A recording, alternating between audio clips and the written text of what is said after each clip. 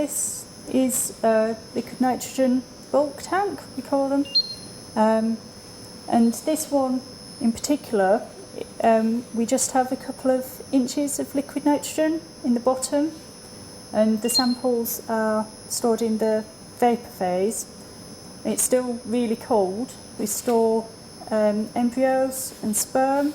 We can also store ovaries as well. Take the lid off. So this is just liquid nitrogen vapour that we've got on the top here. To find the samples in here, you need to clear the vapour slightly.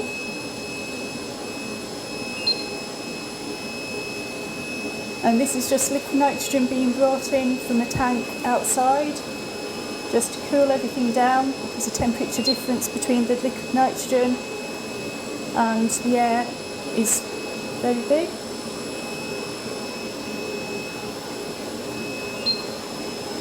So in here now that I've cleared the vapour that was on the top, I can see my samples.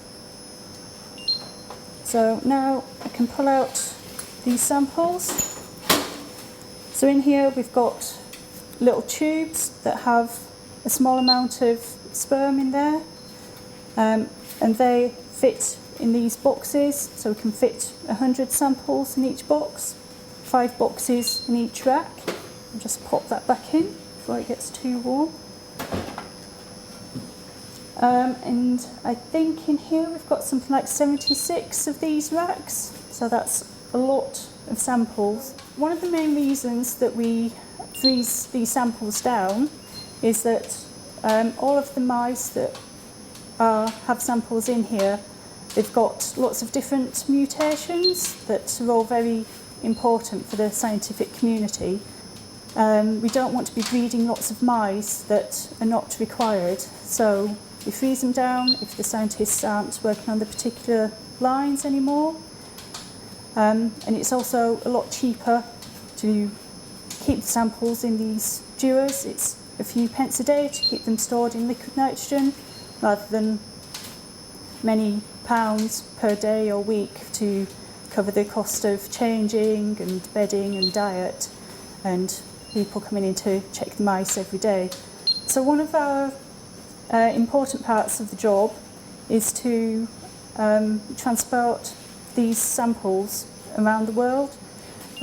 We prefer to send these samples rather than transporting live mice from a welfare point of view. That's much kinder to the mice.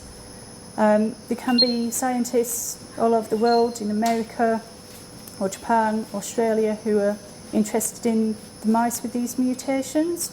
We can take the sample out of this dewar and then use something like this, which is called a dry shipper, and we can fill the dry shipper up with liquid nitrogen.